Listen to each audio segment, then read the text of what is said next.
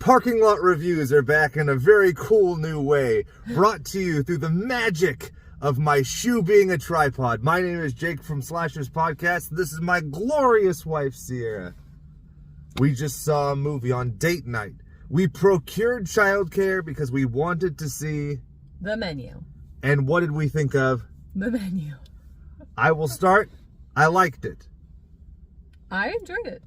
Now, I asked you as we were sauntering through the wasteland that is the Palace Cinema on our way out, and it was the cavernous halls.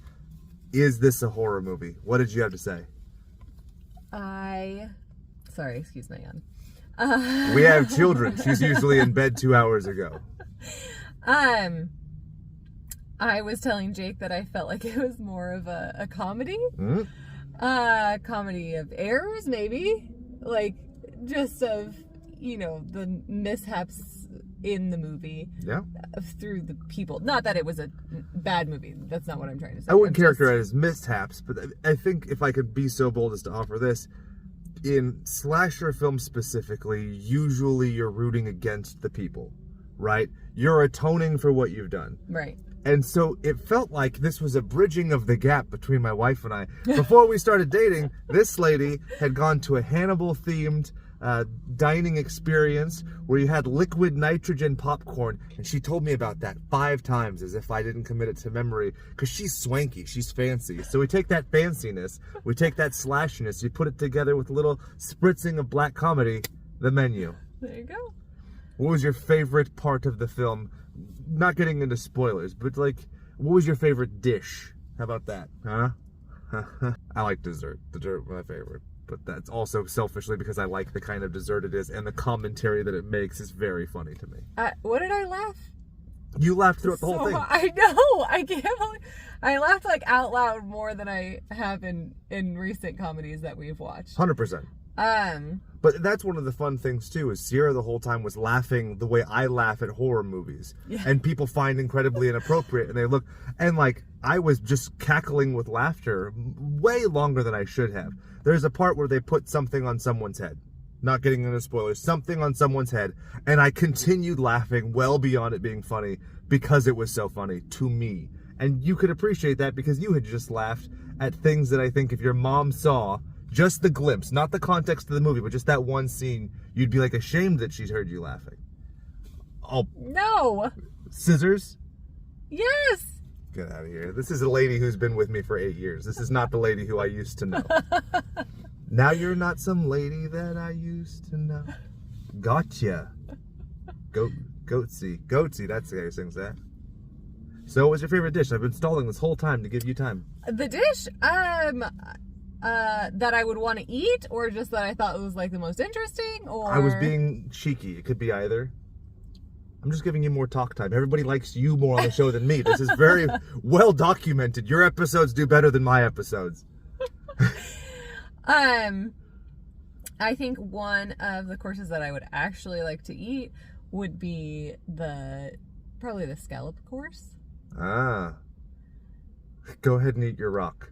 Yeah, none of it was vegan, so if they could recreate any of that stuff vegan, I'd appreciate it. But, yeah, I thought it was all great. We watched Hannibal together, and it was amazing. And this was kind of the guy who made that show must have been you know what? I don't have more Hannibal story to tell, but I have a lot more food to prepare. Even though this is the director of Succession and Game of Thrones and stuff. And also the fact that it's Succession, I feel like he had a certain bitterness towards that cast of people. And was you know what?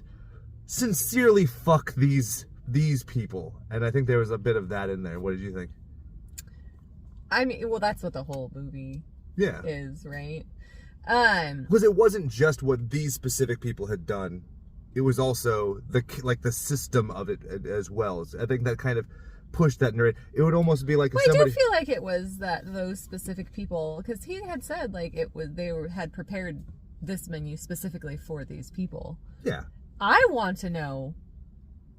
Oh, I don't know if I'm going to spoilers. All right, sorry. I'll put a time code. I won't put a time code. Spoilers. About the person that was supposed to be there. That's the best part. That's because I didn't get to see her fucking tortillas. That's not code. I'm being very blunt. I'm not speaking in code about her tortillas. Any acting performances that you want to herald before we let these people go? Ray Fiennes. Ray Fiennes is always fucking amazing. I whispered to her at one point, I'm like, I wonder when he had to have the uncomfortable conversation with his casting agents and stuff. It'd be like, you just shouldn't try to be a normal person at all. Like, you need to be the guy with the cleft palate and the pee-pee and the back tattoo who glues Philip Seymour Hoffman to a flaming chair. You need to be the guy with the weird mustache in the Wes Anderson film. You need to be the menu guy. Like, if you saw him in a regular movie, like if he was in Beethoven 7, that would just be a waste. He plays that part very well. It's so good. But I wouldn't say that there was like any one actor or actress that I was like, whoa. Nicholas Hoult did a great job. Incredible. Who? The guy who was Beast in the X-Men movies. The nerdy Poindexter guy. I thought that he was good because in everything else I've never thought he was that great. The main... Yeah, that's on the poster, like center of the poster. What else has he been in? I just said the X-Men. No, there's something more recent. Anyway. I think he was in one of the sad Stephen Hawking movies, I think. I don't know. I'd have to double check. That's Eddie Redmayne and somebody else. I don't know. If he must not be that fucking great. I mean... The chick who's going to be Princess Peach was in it, and she was fine. She's hot. Oh, I didn't mean like that. She was okay. I'd be like, just okay. Not my type. I like him with red hair and flannel shirts. That wasn't real red hair. You know how much I pay for this organic stuff here? None of this poser shit. Get your Redkin out of here. Redkin's a brand. I realize it sounds because it's red, but anyway, we're getting into rambling here. You always do this where you look at me like, "Can I stop now?" And I love it. At what point do we end this? Fuck! I want to go home and sleep. You cocksucker. I just want to get dessert. That's all. I just wanted dessert and the cheeseburger that Anya Taylor-Joy was eating. Yes. She was great. No, there are lots of good performances, lots of great sardonic wit. Definitely worth seeing, however you can. And so we got I'm not gonna say what company's unlimited movie bullshit, but I got it.